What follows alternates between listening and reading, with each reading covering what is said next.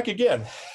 And here we are with Paul has been really helpful in trying to help us look at the Masjid al-Haram. Notice that the Masjid al-Haram, everything that the Quran and the traditions say about the Masjid al-Haram just makes no sense.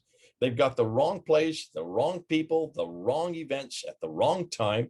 And so that's why he has scratched his head about it a number of years ago. And then you realize, hold on a minute, all these people's places, events, and the time period do not make sense in Mecca for a very good reason. It's a desert.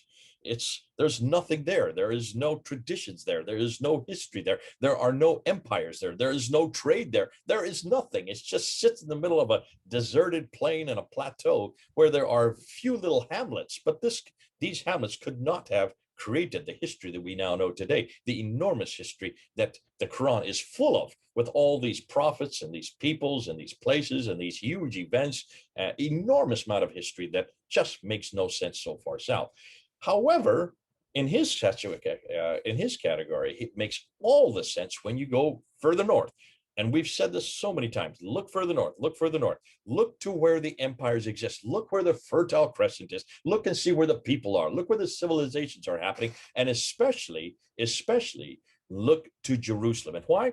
Because as Mel has brought up, we have brought up before, Paul has brought this up before, these people who then created Islam came out of the same environment as the Jews did. They both looked to Abraham as their antecedents. They looked through Abraham through Ishmael, and the Jews looked to Abraham through Isaac. So they are Abrahamists, they're Ishmaelites, they're called Hagarenes, they're called Mahagres, which people of the Hagar. So all these names they give to themselves shows that there is a alliance with Judaism, an alliance with the Jewish scriptures, and of course, an alliance with Jerusalem. Why are we surprised by this? We shouldn't be surprised by it, because take a look at the Quran. Just open up the Quran and look at all the prophets. Of the 25 prophets, 19 of them are from the line of Abraham, Isaac, and Jacob. Fascinating. So what we're going to do today is we're going to now put another piece of the puzzle.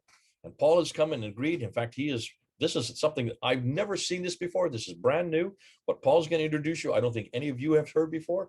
And it has to do with a beast. It has to do with a large beast. It has to do with a large animal. You all know what I'm talking about. I'm going to let Paul introduce him. Who is this beast and what's wrong with him? And why can he not be in Mecca?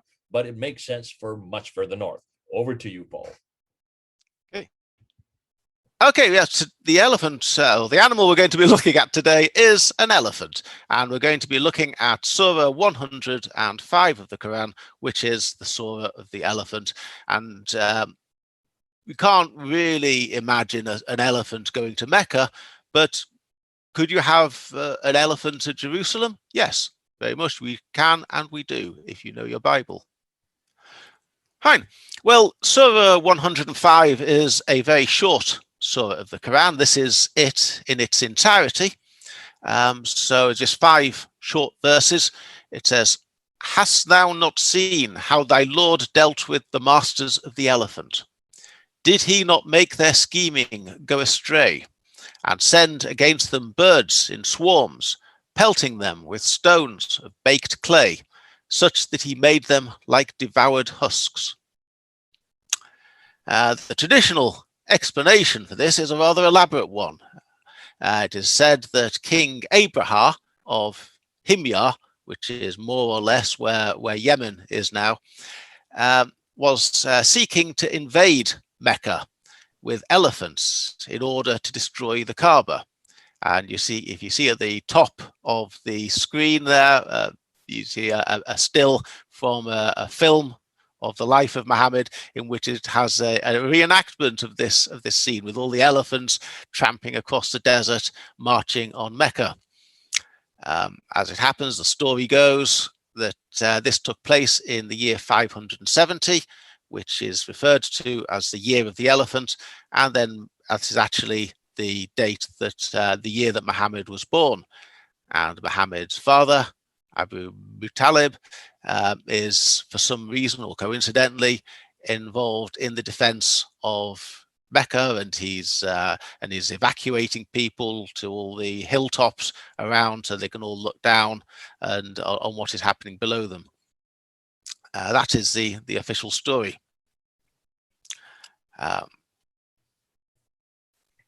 Now, I don't start from ridiculing religious stories because they seem to me to be unlikely. Um, it seems to me, I think I've mentioned before, that every religion, Christianity included, requires you to believe or expects you to believe stories that are not plausible or not, I say not plausible, but not likely, unusual. There's nothing wrong with that. However, a story should make sense. Whether it's likely to have happened or not might be a matter of faith, but the story should make sense in itself. This story simply doesn't make sense, I don't feel. Why would a Christian king want to destroy an Abrahamic shrine? Abraham was a Christian. He didn't start off as a king. He started off as an Ethiopian general, and he is perfectly historical character. He invaded Himyar and deposed the Jewish king of Himyar, but he is a Christian. So why on earth should he take it upon himself to travel hundreds of miles across the desert with the aim of destroying a shrine that, according to the Islamic tradition, was built by Abraham, a famous Abrahamic shrine and a place of pilgrimage, but also B, under the control of the mushrikun, of the polytheists, because they'd corrupted and they'd filled it with idols. And so why would the Christian king want to destroy this Abrahamic shrine? It doesn't really make sense. Possibly wanted to clear out the idols, but in that case, that was no different to what Muhammad wanted to do. Why would God have smited him down for this? Secondly, why on earth would he need elephants? Where do the elephants come in? I think there's one account that at this stage the Kaaba was actually made out of wood. I think there's an account that it's been made from the planks of a ship or something. But even if it was made out of bricks, or men can destroy a building. You don't need an elephant to tear it down. It's the most impractical. It's the most impractical suggestion that you should bring in one elephant or many elephants to go and destroy a building. Plenty of simpler and easier ways of destroying a building if you've got an army, if you've got a few men around you. I'm quite happy that God can do anything. God only has to say the word, and it will be done. But for humans, and particularly in this case, the apparently the villain of the piece, Abraham, he should be bound by common sense and what's practical. How on earth could one march an elephant hundreds of miles across sandy desert in order to get from Yemen to Mecca? It really beggars belief. Hannibal may have marched elephants over the Alps, and other people have used elephants in different contexts, as we will see. But it's no one could march an elephant into sandy desert for hundreds of miles. I don't think it's not possible. And I think Jay is going to add a map to this video, but it's about 500 miles across desert. And you think of what an elephant needs to survive, and you think of its body mass, and it will need water, and it can cope with some heat. But is anyone really going to? And it's 500 miles from Sana'a to Mecca. Is anyone going to march an elephant for something like 500 miles across desert with no water? It just seems completely to beg a belief. It doesn't make any sense. Paul, and on top of that, as you can see from the picture above, which depicts that very event, we're not just talking about one elephant. We're talking about a whole herd of elephants. To me, the suggestion is you could have as many as 20 to 50, maybe 100 elephants that are doing this. And you would have to be able to water them, to feed them. As we've already said, there's no trade that goes up that route because there's no water. If there's no water, there's no fertilization. If there's no vegetation, how then do you accommodate enormous beasts of that size? Camels, yes. Camels are perfect. Why didn't they talk about camels going to do this? And why elephants? That's what's interesting. Okay, back to you. Well, yes. In fact, I think you might even struggle to get a horse to Mecca. I think in modern, using modern technology, we can, but I think a camel would be the way you would choose to travel across a desert, not a horse, and certainly not an elephant. And fourthly, why would God defend the polytheists? Let us suppose there was a Christian king, and he was going there with an elephant. Why would God back the polytheists against a monotheist? The story doesn't make sense before you even begin to look at the miraculous parts of it. So, what could the verse possibly mean then? If one were to discount the traditional explanation about Abraham and his elephantine invasion. Oh yeah, and another thing I might have added to this, it all just seems a bit random. Let us suppose it did happen. Let us suppose that Abraham had marched his elephants and they had been destroyed by a flock of birds with small pebbles. Why would the Quran tell us about it? What does it want us to know about it? It just seems like a random story. It doesn't seem to have, it demonstrates God's power, but then we know God's power. What in particular does it mean? It just seems to stick out as a bit of a random story with no obvious purpose within the Quran. However, the story is far more likely to be a reference to the Seleucids besieging Jerusalem in the 2nd century BC with elephants during the Maccabean revolt. And this is an episode that is reported in the Hebrew Bible and, of course, in the Christian Bible in the 2nd book of Maccabees. And elephants are mentioned in 5 different verses, or 6 different verses. Chapter 11, verse 4. Chapter 13, verse 2, and 15, chapter 14, verse 12, and chapter 15, verses 20 to 21. So to set the scene, the Judea was part of the Seleucid Empire. The Antiochus IV, I think it is, had desecrated the temple and carried out a pagan sacrifice there. Judas Maccabeus had led a revolt, a Jewish revolt, and during the course of this, they'd gained control of Jerusalem, and the Maccabeans and the Seleucids had come with an army to try and retake Jerusalem, led by a general called Nicanor. And I've got 2 verses here, chapter 15, verse 20. Everyone now awaited the decisive moment.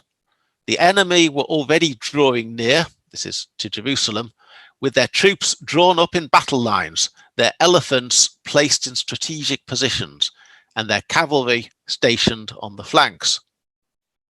Maccabeus, contemplating the hosts before him, their elaborate equipment, and the fierceness of their elephants, stretched out his hands towards heaven and called upon the Lord who works miracles. For he knew it is not through arms, but through the Lord's decision that victory is won by those who deserve it. So, if one assumes that the Quran's audience knew their Bible, which I do now assume, they would read Surah 105 and they would immediately see an echo of this to Maccabeans. You've got a place that is being attacked by an army with elephants, and you've got God being relied upon to support his faithful servants. Hast thou not seen how the Lord dealt with the masters of the elephant? Of course, the Maccabeans were victorious in the battle. I should add that the Maccabeans were victorious in the battle, and they established a Jewish state which lasted for 100 years. Am I not right, Jay? No. Yes. This is for those people who want to know the time period. This is during the intertestamental time between the 4th and the 1st century BC. Mm-hmm. Now, a little tribute here for fans of Starship Troopers. If you'd like to know a little bit more about this isn't my idea, of course. I read this from Daniel Beck, who wrote Maccabees, Not Mecca, the biblical subtext of Surat al-Fil. That's the Surah of the elephant. Now, this is available for anyone to Google or look up, and it's free online at the almusli.org website.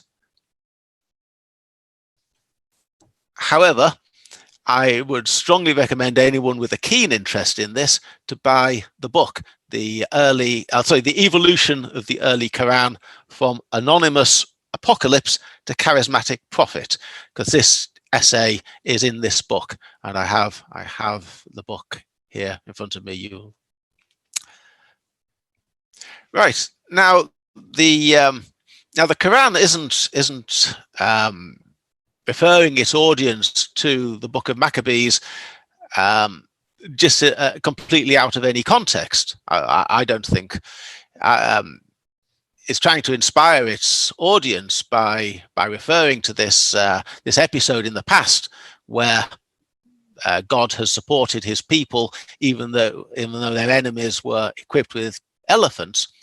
I would say, and Daniel Beck, his thesis, and I agree with this thesis, is that this was placed within the context of the Byzantine-Sasanian War. Now, the Byzantine-Sasanian War was fought between 602 and 628, and these are the years when the tradition says that the Quran was being composed. Now, in the early part of that war, the Sasanian Empire had been hugely successful. It had seized all the Byzantine territory in the Middle East and North Africa, and this, of course, included Jerusalem itself. The Sasanians had captured these territories, and the Sasanians, who were, of course, a Persian empire, they had a track record of using elephants. Now, I'm not sure if they used elephants during the course of this war, but they definitely used elephants as an emblem on coins or medallions or seals, and they would use the symbol of the elephant in order to promote their imperial grandeur and their imperial majesty. So when the when the Quran audience were hearing about the companions of the elephant, this is, in my view and in Daniel Beck's view, referring back to 2 Maccabees and giving this biblical story to inspire people, but it was also very pointed. It was pointed at the Sasanian Empire, and it was saying, don't be afraid just because they've got elephants. We beat God. God will protect you. God has defeated elephants in the past. He will defeat the elephants, the companions of the elephant, in the future. It is an excellent essay. It also goes into details about the types of elephant. I just mentioned. Daniel Beck has a little passage on how there's a long history of humanity training Asian elephants to perform various tasks, including being war elephants. But there's almost no precedent for using African elephants in this way. It says that Asian elephants are much easier to train. African elephants is hardly possible to train. This seems to be a general position, and yet the traditional Islamic narrative would have Abraham of Himyar, who was an Ethiopian general, that would have had him getting his elephants presumably from Africa, which would have made them African elephants. Whereas, of course, the idea that this is a reference to the second book of Maccabees in order to make a pointed reference about the Sasanians during the Byzantine-Sasanian War, they would have been using Asian elephants. The Seleucids, no doubt, would have been using Asian elephants too. So that fits as well. So this is a relatively small part of the overall Jerusalem thesis. By itself, the Surah of the Elephant doesn't prove that the Masjid al-Haram is Jerusalem. However, it fits. Like everything else, it fits. If you take the Surah of the Elephant, for 14 centuries, Muslims must have read that and thought, this seems a rather implausible story, but okay, I just accept it. but it doesn't really mean anything very much in particular. If you take Daniel Beck's thesis, it makes perfect sense. It involves matters for the Quran's audience which are very immediate and very close to them. The Sasanian capture of Jerusalem, it reassures them by reference to a biblical verse where elephants had been used in the past. It all makes perfect sense for Jerusalem. And I return back to my theme. The idea of marching elephants to Mecca simply doesn't even reach the level of, well, it's possible. I just don't see it as making any sense at all. Okay. Thank you. This is great. Thanks so much. Again, another piece of the puzzle that you're putting up there. You're looking back at the story of Abraha, who is from Himyar, Yemen, the south there, in 570, the year that Muhammad supposedly was born. He marches with these elephants across the desert, and we're not just talking about one or two. We're talking about possibly as many as 50 to 100 elephants across a barren desert, over 500 miles. How could you do that? Where would they? And you asked some very pertinent questions. And you, first of all, asked the question, why is it that a Christian king in the south, Abyssinian king, would go and destroy a Abrahamic sanctuary? That would be the first question. Secondly, where and why would he get the elephants, and where did he get the elephants from? And you brought at the very end, these elephants that he would have used would have been African elephants. You cannot, as we well know, I grew up in India, we had elephants all the time, and African elephants are incapable of being trained. Asian, yes, but not way down in Yemen. So that doesn't make sense there historically, and also the topography doesn't make sense. They wouldn't be able to cross the desert. Camels maybe, but not elephants, because of the enormous amount of water and vegetation that you would have to take with you in order to accommodate that. And then why would you, and this is probably the most important question, why would God allow polytheists, and why would he back the polytheists against the monotheists when God is a monotheistic God? That doesn't make sense either. And so you brought that up as a pertinent point, and I think that theologically speaking, that is a contradiction. Historically speaking, you got a contradiction, and as far as the topography and geographically speaking, you've got a contradiction, to say nothing of the animal husbandry problem. Now, you actually go back and you show where this probably is the antecedent for this is the Maccabean War, where the Seleucids are coming across, they're besieging Jerusalem. This is referred to in 2nd Maccabees in chapter 11, chapter 13, chapter 15. I think you said, chapter 14 and chapter 15, especially verse 20 and 21 of the second. For those who don't know what we're talking about, these are the 1st and 2nd, 3rd Maccabees that are part of what we know as the intertestamental books. They're not part of the Bible. These are known as apocryphal writings, but they are historical. And these wars did happen between the 4th and the 1st century BC. And you look and you say, this is almost a replica of that battle. But that battle happens way up in Jerusalem. Here's the Jerusalem thesis again. This happens in Jerusalem.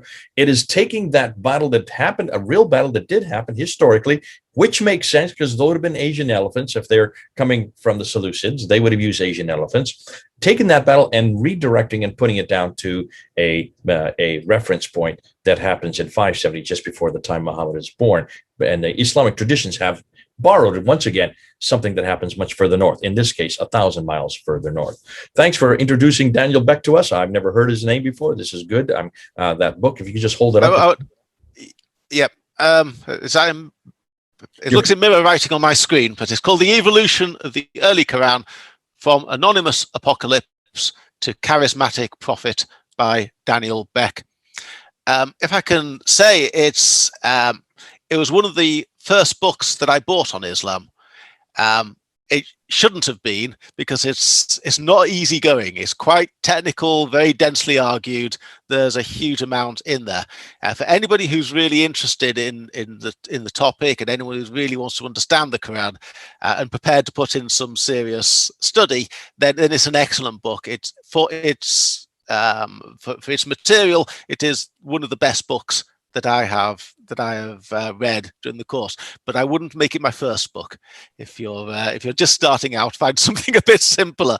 But it just takes the early verses of the Quran, which what he regards as the earliest surahs of the Quran, which is, I think, he says from 74 to the end, 74 upwards, excluding one or two, and he goes through it and he shows how his main theme is that a lot of it is based around the Sasanian War, and he says, for example, that Abu Lahab, the father of the flame, is Khusro, and he argues that the blind man who Muhammad, or a blind man who somebody frowns and turns away from, he suggests that that's Khusro's father. It's a really excellent book, but not a starter book. Don't do what I did and buy it first. You never read anything else. So the warning is out. Be careful what you read. It may blow your mind. It may also give you a window into an awful lot of historical possibilities. Paul, thank you so much for unpacking what Paul has done so historically. You brought it to the public sphere, and we're getting it out there so people can hear it. God bless you. Thanks for coming on board. The next thing we're going to talk about is the name Muhammad. Am I correct? Yes. Well, that'll be our next one. Yes. So stay tuned. This is Jay here in the United States and Paul there in London. Over and out.